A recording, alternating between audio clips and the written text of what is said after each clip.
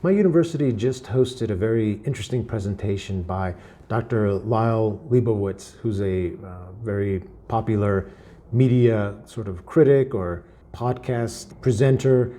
He talks a lot about media in different ways. So it was a very interesting presentation, and this ties into ChatGPT in that I asked him at the end of the presentation what he thought about ChatGPT as far as good things or bad things that might come from it. So watch this part of the presentation. I captured it, and look at it all the way to the very end, because to get his sort of full, complete answer takes a little bit, but he explains it and talks about it in an interesting way.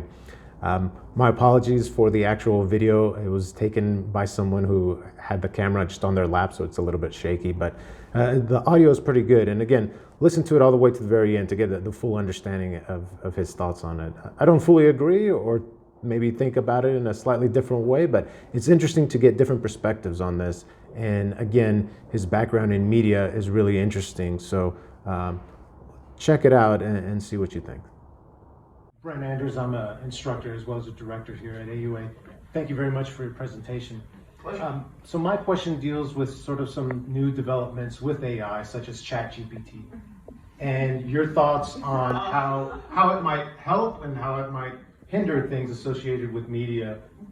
I love this question more than I can begin to tell you. Allow me, if you will, to channel my inner Yuval Noah Harari now and do everything that I said I hate. Here's what struck me as unbelievably freaking funny.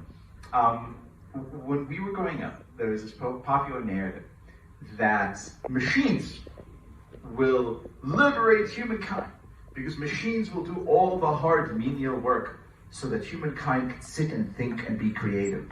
What ChatGPT proves to us is that we're now nearing a future in which machines will do all the creative thinking while human beings will just be there for the manual labor. Right. It's a complete inversion.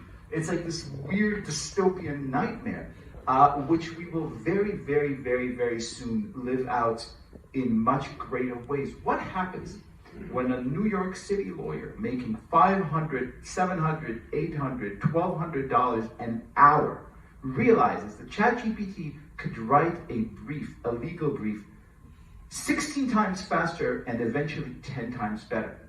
What happens when professors realize that they actually have no way of telling students' work apart from this, and even more troubling, right? Don't give them so much information. That's incredible. What happens when all this happens?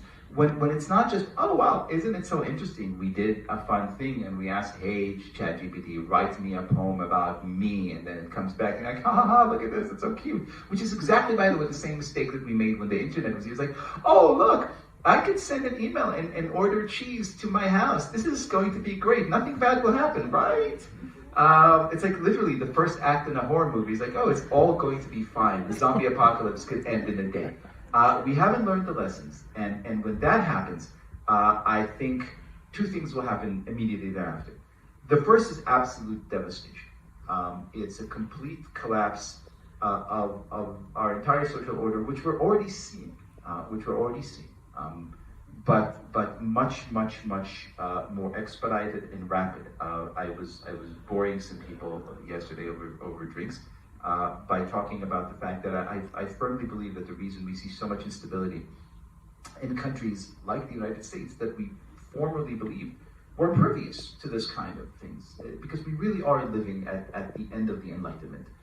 It is very hard for human beings to think in terms of historical eras. That's one thing that Yuval Noah Harari does do well. Understand that, human eras of history, history doesn't end just because we happen to be living in the present. People 300 years from now being like, oh, and that was the era of the Enlightenment, and it ended 2023 with the great, the great catastrophe of whatever. And I think that once you start, I think that ChatGPT will, and technologies, AI, deepfakes, stuff like that, would have a tremendous impact. So if you look at deepfakes, our inability to tell what's literally visually true, that's a break from reality. It's a psychotic break from reality that never before in the history of the species occurred, right? When that happens, we're going to have a major breakdown. That's the bad thing.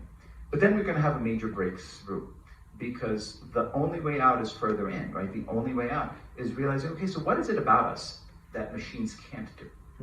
What is it about us that is truly unique to this species and the key to our survival?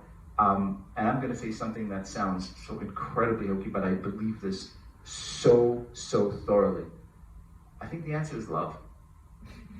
We know how to love one another. That is what puts us apart. We sacrifice for one another. We show up for one another. We do for one another, right? Once we stop freaking out, and we will freak out, there will be blood. There's no doubt in my mind about that. We will be, I think, better for it. My name is Yuval Noah Harari.